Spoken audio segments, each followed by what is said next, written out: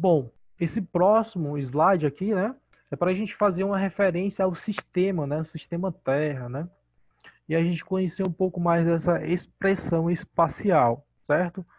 América do Sul, América Central, América do Norte, né, que é proximidade à África, certo? Eu quero que vocês observem aí, ó, que a gente tem duas classificações de relevo, certo? A do relevo continental e a do relevo que faz parte do oceano, né? E aí eu faço a observação, né, que no que se refere ao relevo do oceano, a gente tem poucos estudos, né, poucas informações, né? Geralmente a gente tem mais estudos profundos sobre a biologia, né, outras ciências, né? Dentro dessa dimensão continental da América do Sul, né, eu só chamo a atenção a vocês para a gente compreender, né, aquilo que a gente vai chamar de sistema, né? Então, assim, a gente vai ter um sistema natural em grande extensão territorial, né, que ele é classificado em unidades de planejamento, né, territorial a partir dos países, né, a partir das regiões, a partir dos municípios, né, até a gente chegar no estudo mais detalhado de comunidades, né, ou até mesmo de ambientes, certo? Dentro disso, né, a gente vai ter diversos mecanismos, né, que são os processos exógenos, né, questão da variação de cobertura vegetal, a gente chama atenção também para a questão da variação da estrutura geológica, né, que não é a mesma dentro dessa dimensão territorial, né? A questão da diversidade dos tipos de solo, né, dos processos também, a questão da diferenciação das erosões dentro desse continente, né? E aí todo mundo é, conhece, né, que a erosão ela tem um caminho natural, né, que é exatamente se deposicionar ali na faixa litorânea, né? Que é exatamente para dar prosseguimento ao próprio sistema. Essa imagem aqui, ela é um pouco mais fácil da gente compreender, né? O que é esses processos exógenos, né? O que é esses processos endógenos, né? E aí eu chamo a atenção para os mecanismos, né, dos processos exógenos. Por exemplo, a gente vai ter o vento, né?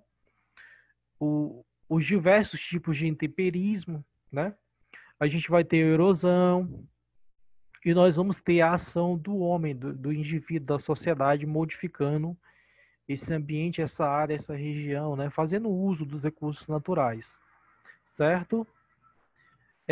No que se refere aos processos endógenos, né, eu chamo a atenção para o vulcanismo e o tectonismo, que são os mecanismos mais conhecidos da gente, que passam a ter uma influência mais próxima, né?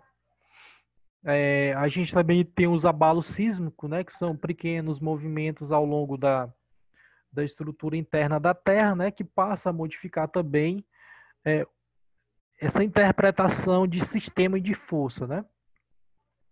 Mas, na verdade, eu queria chamar a atenção para vocês para essa parte aqui mais embaixo, certo? Na superfície. E aí, ó, quando a gente vai estudar geomorfologia, né, a gente precisa, outro ramo específico da ciência, a gente precisa ter essa interpretação, que é a resistência dos materiais, certo? Eu vou ter ambientes mais resistentes, outros menos resistentes, né? Eu vou ter tipo de estrutura geológica, né? Que são essas partes aqui azul que eu estou chamando a atenção aqui no cursor, certo? A título de a gente compreender espacialmente como é que essa organização do sistema se estabelece ao longo da superfície, né? Observem aqui comigo, ó, que eu vou ter uma superfície, né, divertente, né, tanto côncava como convexa, né, e ela vai ter uma inclinação pequena, né, declividade. Aí eu chamo a atenção para essas áreas mais altas, né, essas montanhas, né, esse agrupamento de montanhas. A partir do momento que eu aumento a altitude, né, que o relevo ele sobe, certo?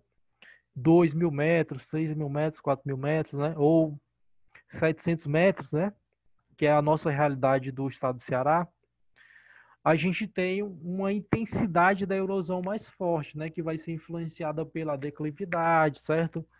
Que vai ser influenciada pela existência ou não de uso e cobertura da terra, né? O tipo de vegetação, certo?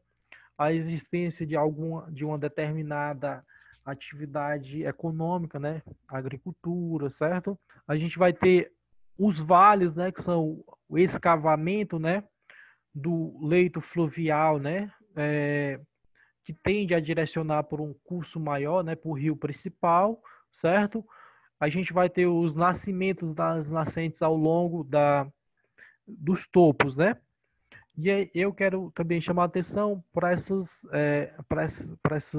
esse agrupamento aqui de serras, né, de montanhas, que a gente pode estudar ele por diversas características, né? A gente pode estudar por vertente, né, classificação. A gente pode estudar por a questão do ambiente do rio, né, alto, baixo e médio curso. A gente pode estudar pela questão da erosão diferencial, né? Maior ou menor resistência do ambiente, certo? Tudo isso faz parte do estudo geomorfológico, certo? Aqui eu trago uma animação, né, para a gente entender um pouco mais como é que acontece, certo, gente? Esses mecanismos, né? Esses processos endógenos, esses processos internos da Terra, certo? A gente vai ter tanto o afastamento de placa, né, como processo atrito, né, entre placas, certo? A placa tanto pode se afastar, como ela pode se atritar, ou como ela pode ascender ou descender. Vai depender muito do tipo de movimento que ela vai ter, né, do tipo de movimento interno. E esses mecanismos eles influenciam, né, diretamente, né, a modelagem da forma externa, né, a modelagem da forma do relevo, certo? Eu também chamo a atenção aqui também para a questão da escala, certo? Atualmente na geomorfologia tá se discutindo muito a questão estrutural, né? Que é como é que as rochas elas sustentam esse relevo que está em cima, né? Essa escultura, qual é a origem, né? Qual é a gênese, né? Qual é a base sólida dessa investigação, certo? Eu quero que vocês observem esses GIFs, né? Que a gente passa a ilustrar para ficar mais didático, como esse movimento de sistema ele tem uma influência muito forte, né? Se nós levarmos em consideração a base interna da Terra, certo? A gente tem aí que essas forças elas passam a influenciar diretamente a base de relevo em cima, ok? Essa morfologia. Isso tudo são movimentos de placas tectônicas, né? Que elas ocorrem distribuída ao longo do mapa mundi, né? E elas têm alguns mecanismos mais intensos, né? Que é contato de placas, né? Em algumas áreas, né? Mais específicas. No que se refere à questão de movimentos exógenos, né? Movimentos da superfície, a gente pode ter o vento, né? Nessa primeira imagem de GIF, né? A gente tem a modificação, certo? Da, da paisagem, né? A alteração da paisagem, ou a gente pode chamar de movimento de massa, né? Que é o deslocamento de uma grande quantidade, né? De sedimentos da vertente para baixo, certo? Que também ocorre, né? De forma mais intensa, né? Na região do Rio de Janeiro, geralmente das grandes eventos de chuva, né? Que é no início do ano. Também eu chamo a atenção aqui para a parte mais didática, né? Que seria uma área com cobertura vegetal e uma área sem cobertura vegetal, né? Para a gente entender essa influência do processo de sedimentação, né? De erosão, de transporte desses solos, certo? Nessa primeira imagem aqui, quando eu não tenho a cobertura vegetal, observem que a gente vai ter um efeito splash mais alto, né? Consequentemente, a escavação dos solos e sedimentação. Quando eu tenho a cobertura, observe que a cobertura ela tem esse poder de reter, né? E aí, quanto mais alto essa cobertura vegetal, menor é o impacto sobre o solo, né? Menor é a intensidade dessa erosão, certo? E essas plantas, né, essa cobertura vegetal, ela acaba acumulando água, né, que vai se evaporar, né, ao longo do processo hidrológico. Essa imagem é apenas para a gente dizer que a gente trabalha com sistema, né? A geomorfologia ela tem que levar em consideração esse sistema, né? A variação de primavera, verão, outono e inverno, né? Que ela influencia os mecanismos de precipitação, né? De base climática, né? Que é responsável, né? Por essa erosão. Aqui nós temos um ambiente de relevo, né? Que é mais identificado na região do Nordeste, certo? Que é esse contato da água do oceano com as rochas, né? Rochas magmáticas, né? Ou rochas ígneas, certo? E aqui, no caso, a gente vai ter um processo de intemperismo químico mais intenso, né? Que é o contato direto da água com a rocha, né? Se a gente não tivesse essa existência da água, nós teríamos, na verdade, aqui nesse ambiente, a questão do intemperismo físico, certo? Que é essa relação de calor, né? Calor de absorção e dissipação de calor para a superfície, certo? A parte da base. Bom, dando início, né? A título de identificação e compreensão mais didática, a gente tem que as rochas, né? Que é o elemento de origem, elas se classificam em 3 grupos, né? Metamórfica, rocha ígneas, né? E a gente vai ter as rochas sedimentares. A rocha, ela é um composto, né, de diversos elementos minerais, né? E esses elementos minerais, eles têm a resistência, né? Eles se formam e se agregam em estruturas específicas, certo? Essa rocha, ela pode se alterar, né, ao longo do tempo. E ao longo dessa rocha a gente vai ter a atuação direta dos intemperismos, né? Que é o intemperismo químico, ação direta da água, né? A gente vai ter oxidação dessas rochas, né? A gente vai ter o intemperismo físico, né? Que é essa questão de absorção e dissipação de energia da rocha, né? Vai fazer com que ela se contraia e se dilate, né? Ela vai se contrair quando ela vai liberar energia ao longo da noite, ela vai se resfriar, né? E ela vai se dissipar, né? Ela vai se expandir quando ela absorve essa energia ao longo do dia, né? E aí esse processo, né, de dissipação e absorção de energia vai dar as rachaduras, né, as fendas, né, que a gente consegue observar no campo, né, nas nossas viagens em campos ou mesmo em viagens aleatórias. A gente vai ter a influência também do intemperismo, né, biológico, que é a presença de musgo, né, que passa a propiciar uma condição de desenvolvimento biológico, né, ou vocês mesmos podem até identificar no campo, né, quando observam, né, a existência de uma planta, né, sobre a rocha, né, significa dizer que ali a gente vai ter um processo biológico. Nesse outro GIF aqui que eu chamo a atenção, é para a gente entender a questão da sedimentação, né? Consequentemente, né, também entender a questão de formação de rochas sedimentares, né? A gente vai ter a transposição de sedimentos, né? A gente vai ter a deposição, né? E depois a gente vai ter a sedimentação, né, dessas rochas. A título de compreensão espacial, né, e de interação entre continente, certo, e oceano, a gente vai ter diversas formas de relevo aqui nessa área, né? E é claro que a gente vai ter uma área com intensa dinâmica, né, com intensa força, né, com intensa processo de erosão, de escavação por conta desses movimentos de maré alta, maré baixa, né? Desses movimentos de direcionamento e percolamento do fluxo das correntes marítimas, né? E também a gente vai ter a influência da Lua, é claro. Essa outra imagem, esse outro GIF aqui, apenas para a gente compreender, né, de certa forma, a evolução espacial, né, da paisagem, certo? A questão da sedimentação, a questão do processo de erosão. Esse outro slide também é a título de informação mais didática, né?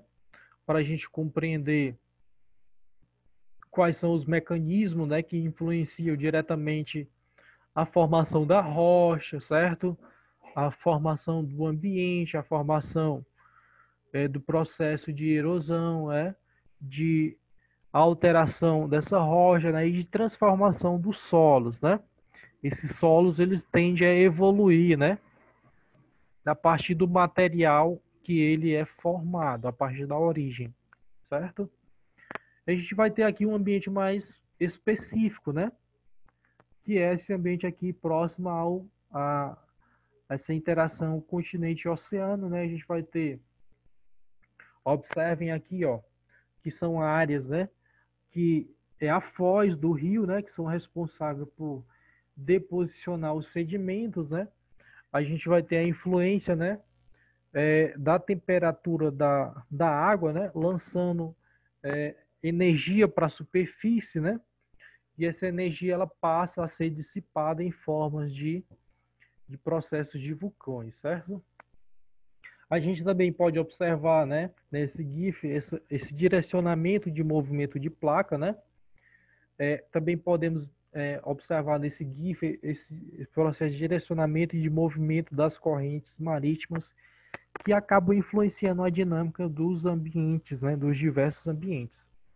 E aqui a gente pode ver uma imagem projetada sobre uma serra, né, que é para a gente compreender, né, essa dinâmica, né, de serras, né, de montanhas, né, como é bonito de se observar um relevo dessa forma. Pensando nessa forma, né, pensando nesses ambientes, né, eu trouxe aqui para a gente conhecer a questão do ambiente, certo?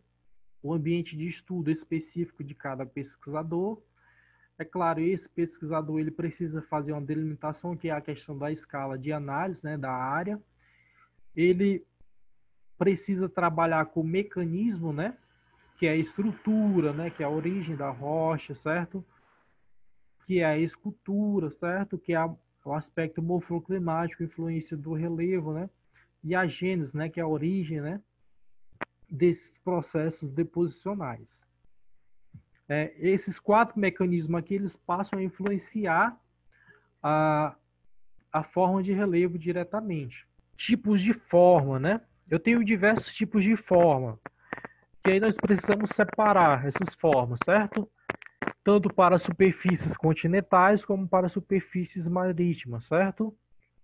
A gente podemos identificar, né, na superfície continental, planalto, planície, depressão, né? Serra, certo? Montanhas, chapada, vertentes e icebergs, né? Aqui é um relevo mais regionalizado, né, da nossa região do Nordeste. A gente também pode identificar na superfície marítima a planície abissal, talude, vales, ilhas, né? E a gente passa a ter esse mosaico, né, de formas de relevo estruturado a partir do ambiente, né? A gente pode identificar a presença do rio, né, a colina, a planície, a erosão, o estuário, né, a questão da beira-mar, falésia, questão da ilha, a própria questão do oceano, né, questão dos cânions, né, do planalto, dos lagos, né, do vale, né, da cachoeira. Observem, né, que a gente tem diversos mecanismos que passam a atuar dentro de um ambiente. Bom, formas do relevo submarino, né? Além daquelas, a gente pode ter essas aqui também, né? Que é continental, que é a plataforma continental, que é mais conhecida de nós, né? Onde a gente tem exploração, né, direta de petróleo no alto mar, certo? A gente vai ter a plataforma continental, a gente vai ter o taludes, arcos de ilha, dorsal, né? Ilhas vulcânicas, né? Montes marítimos, região. E isso tudo faz parte das formas de relevo, né? Como eu falei, relevos marinhos que a gente não tem ainda muita informação sobre essa, esses ambientes, essas regiões, né? Exatamente por conta dessa massa de água que recobre esses ambientes. Uma outra imagem a título de informação, ela está um pouco difícil de visualizar, mas eu chamo a atenção aqui para a gente entender, né, a estrutura interna, né? Quero que vocês observem essa forma, né, essa diferenciação de camadas, certo? Essa estrutura, o direcionamento, né? Essa dorsal, né? Como é que ela é bem semelhante ao ambiente de serras, né? E essas outras formas de relevo também. Bom, aqui eu faço uma regionalização, né? E uma referência a um artigo publicado, né? Na revista Mercato, que é do professor Rubson Pinheiro Maia, né? Professor da UFC. Essa pesquisa ele desenvolveu na tese de doutorado dele, que é exatamente, né, essa discussão sobre a estrutura, né, aquilo que sustenta o relevo da região Nordeste. Dentro da região Nordeste, nós vamos ter o que? Ó? A questão da planície litorânea, certo? Nós vamos ter as questões das depressões, os icebergs, né, chapadas, planalto, certo? Nós vamos ter essas falhas, né, e essas estruturas de base que sustentam o relevo, e ele conseguiu, né, identificar e nomear esses ambientes, certo? E aqui nós temos a legenda, né, de A até a M, né, A, certo? A gente vai ter planícies fluviais, planícies costeiras, né, tabuleiros, né, planaltos, depressões, maciços, né? E é claro que eu quero que vocês compreendam aqui, depois vocês podem conferir esse artigo de forma mais detalhada, certo? Mas a título mesmo de explicação, é essa abordagem mais interna, né, do professor Rubson, né? Que é exatamente fazer esses modelos de relevo a partir da estrutura geológica que dá sustentação do ambiente, ou da forma. Aqui eu trago uma imagem, né? Uma figura, né, na verdade, sobre uma área de bacia hidrográfica, né? No caso, é a pesquisa de doutorado do Falcão, certo? Onde ele faz uma análise da bacia do Vale do Acaraú, né? Para a gente compreender essa relação, né? Oceano e continente, certo? Observa a espacialidade dela em nível de continente, né? As relações divisores topográficos, né? Ao longo dos icebergs, das serras, né? E da própria base da superfície sertaneja, né? Que identifica os diversos ambientes, né? A gente vai ter alto, baixo e médio curso, né? Alto, médio e baixo curso, certo? A gente tem a foz, né? A gente tem a existência de diversas cidades, né? Diversas comunidades, diversas formas de uso e ocupação. E a gente também pode identificar pela altitude, né? Só quero chamar a atenção aqui, né? Para a gente entender que o relevo ele é abstrato, né? A gente busca identificar essas informações a partir de bases cartográficas, né? De bases técnicas de datação e de origem do ambiente. Aqui a gente já chega quase na finalização da apresentação, que é discutir um pouco sobre a questão das classificações de unidades, né, de relevo existentes no Brasil, certo? Nós temos o professor Haroldo, né, que ele faz a classificação dele em 1940. Depois nós vamos ter do professor Absab em 1950 e do professor Jurandir em 1985, certo?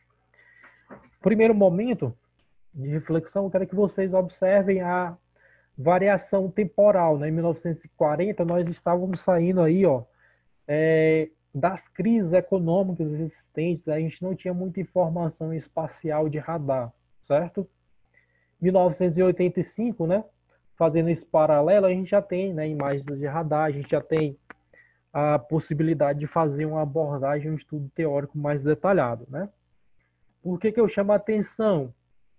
Porque a gente passa a conhecer os critérios de classificação, né, do relevo. Por exemplo, o professor Azevedo, em 1940, ele disse que no Brasil só existe planaltos e planícies, né? E quais foram os critérios de estudo dele, né?